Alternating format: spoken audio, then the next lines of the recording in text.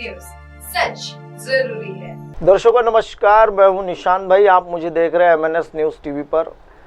आज भी मैं आपके सामने एक नया और अलग विषय लेके आया हूं, क्योंकि जब भी मैं शिक्षा घोटाले की न्यूज़ करता हूं तो थोड़ा उसमें हर बार नयापन होता है।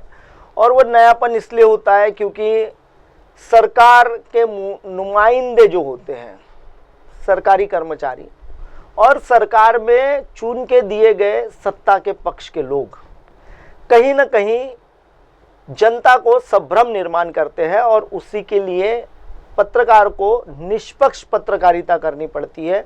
और उसी के चलते आज मैं आपको जो विषय बताने वाला हूं वो विषय सबसे बड़ा है, क्योंकि परसों के दिन जो हुई कार्रवाई थी जिसमें एक भारतीय जनता पार्टी के कार्यकर्ता को, स्कूल संचालक को गिरफ्तार करने में एसआईटी ने कतई संकोच नहीं किया, लेकिन वही एसआईटी और वही मेश्राम मैडम आखिरकार सतीश मेंढे जो उप संचालक के तौर पर काम कर रहा था, उसका नाम इसमें आने के बाद भी, वैशाली जामदार की गिरफ्तारी होने के बाद भी अब तक के सतीश मेंढे को गिरफ्तार करने के लिए क्यों एसआईटी नाकाम साबित हो रही है। क्योंकि एसआईटी की जो टीम है वह अपनी टीमें भेज रही है, ऐसा उन्होंने मीडिया को कहा है। मुझे भी कई बार मैंने पूछा है तो उन्होंने मुझे कहा कि हमने हमारी टीमें जो है वो रवाना की हुई है। हमने कई दफा उन्हें, एसआईटी के अधिकारियों को मैंने स्वयं जाकर कहा है कि सतीश मेंढे इन जगहों पर मिल सकता है, आमगांव के एक फार्म हाउस में। उसके बाद हाल ही में अभी मुझे ये पता चला था कि जो जीप काटे गोंदिया का जो वेतन अधीक्षक है, उसके यहां से पिछले 2 सप्ताह पहले सतीश मेंढे खुद जाकर कुछ फाइलें उठाकर लेके चले गया। अब सतीश मेंढे फाइलें उठाकर गोंदिया जाकर फाइलें उठा के लेके जाता है और एसआईटी की टीम को इसकी भनक भी नहीं लगती। क्या सतीश मेंढे को आसमान खा गया या आसमान निगल गया है या जमीन में वो समा गया है? सतीश मेंढे आखिर क्यों नहीं मिल रहा है, जो कि इस मामले में मुख्य आरोपी है? वैसे ही ठीक मैं आपको बता दूं कि एसआईटी की जो टीम जांच कर रही है उसमें इसमें और एक जो बड़ा आरोपी है नीलेश वाघमारे, जो अधीक्षक वेतन के काम को देखता था और उसकी गिरफ्तारी हो नहीं रही है।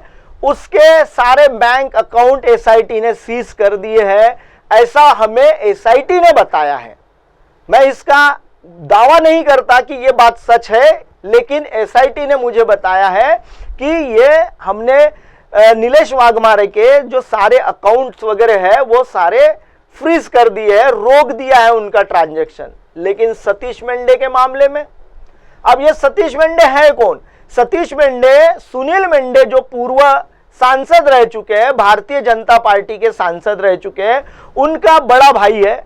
भंडारा में रहता है, नागपुर में भी उसका घर है।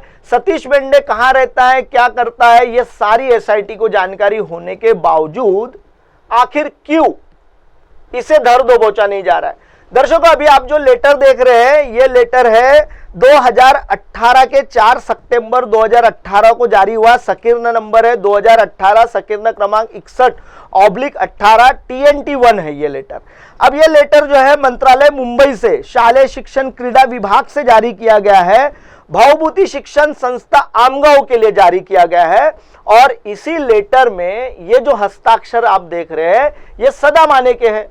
अब ये सदा माने का ये रिटायर हो चुका है, ये पूर्व सचिव रह चुका है ऐसा बताया जाता है, लेकिन हमारी जांच में ये आया है कि ये 2020 और 21 में इसने जो बैकडेट में लेटर दिए है वो 20-21 में वहां था ही नहीं। और ये सारी जो नियुक्तियां है, ये सारी जो फर्जी आईडिया बनी हुई है, ये सारी फर्जी आईडियों के दस्तावेज जो है 20-21 में बनाए गए हैं, 18-19 में नहीं बने।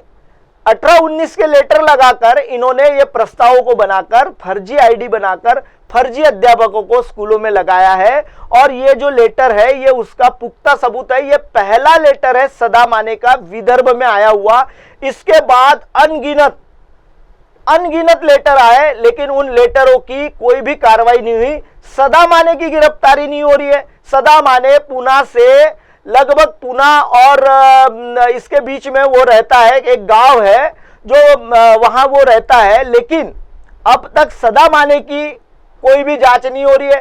सारे दस्तावेज सरकार के, सारे दस्तावेज, सभी चीजें मिलने के बाद भी एसआईटी आखिर, भाई मैंने कल परसों की न्यूज में मेश्राम मैडम की तारीफ की, क्योंकि उन्होंने निष्पक्ष तौर पर भारतीय जनता पार्टी के एक रसूखदार नेता को गिरफ्तार कर लिया, और उसमें हमें लगने लगा कि कहीं ना कहीं निष्पक्ष जांच हो रही है। लेकिन आखिर यह जो सतीश मेंढे है, सतीश मेंढे का अकाउंट हमने अभी, फेसबुक का अकाउंट मैंने खंगाला दर्शकों, तो सतीश मेंढे का कहीं भी कोई अकाउंट मुझे मिला नहीं, जबकि उसका सतीश मेंढे का पुराना फेसबुक अकाउंट था। सुनील मेंढे की भी फेसबुक आईडी पर जाकर मैंने सतीश मेंढे के नाम को सर्च किया, लेकिन वहां भी वो फ्रेंड में नहीं दिख रहा है। लेकिन जब वो इस तरीके से सोशल मीडिया से गायब हो गया है, लेकिन हमारे पास अभी ये जो देख रहे हैं आप, ये वो वीडियो है। इस वीडियो में सतीश मेंढे दिख रहा है, मुझसे हाथ भी मिला रहा है, और मैंने उससे कहा कि सदा माने कौन है, और वो सदा माने को न मिलाते हुए सीधे जा रहा है। और ये जो अभी आप पीछे देख रहे हैं, यही वो सदा माने हैं।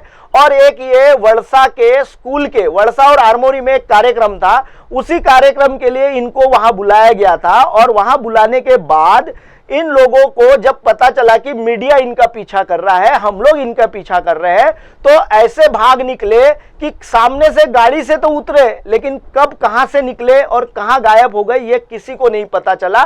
सारा मीडिया सिर्फ राह देखते रहा कि सदा माने का वीडियो मिल जाएगा। बस मेरे कैमरामैन ने ये इतना सा वीडियो रिकॉर्ड कर पाया था, क्योंकि वो उस समय जब हम लोग वहां हमारा कैमरा शुरू कर खड़े थे, उस दौरान वो जस्ट मीडिया को देखकर सीधे उस घर में घुस गए जहां वो कार्यक्रम स्थल पर जाने वाले थे, लेकिन कोई कार्यक्रम स्थल पर वो पहुंचे नहीं थे और कार्यक्रम रद्द कर दिया गया था।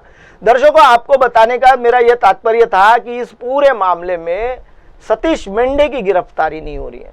सतीश मेंढे की गिरफ्तारी के लिए क्यों आखिर एसआईटी आनाकानी कर रही है, और नीलेश वाघमारे को क्यों नहीं अभी तक के गिरफ्तार किया जा रहा है। नीलेश वाघमारे के बारे में कई बार, कई उसके गोवा में रिसोर्ट है, तो ऐसा है, बहुत सारी चीजें छपी है, लेकिन आखिर इनको बचा कौन रहा है, इनको गिरफ्तार होने से बचा कौन रहा है। दर्शकों, फिलहाल वक्त तो चला एक ब्रेक का। ब्रेक से लौटने के बाद मैं आपको बताऊंगा लाखांदूर की डॉक्टर बाबा साहेब आंबेडकर विद्यालय में किस प्रकार से अध्यापक घोटाले को खेला गया है, और उसकी एसआईटी के तरफ लाखांदूर के जो पुलिस विभाग है, लाखांदूर का जो थाना प्रभारी है, उन्होंने एसआईटी को वो लेटर वर्गीकृत कर दिया गया है, क्योंकि ऑलरेडी मामला दर्ज है। मैं पूरी जानकारी आपको बनाऊंगा, बने रहिए एमएनएस न्यूज पर। हाय, मैं हूं तापसी पन्नू और आप देख रहे हैं एमएनएस न्यूज। आप देख रहे हैं एमएनएस न्यूज, सच जरूरी।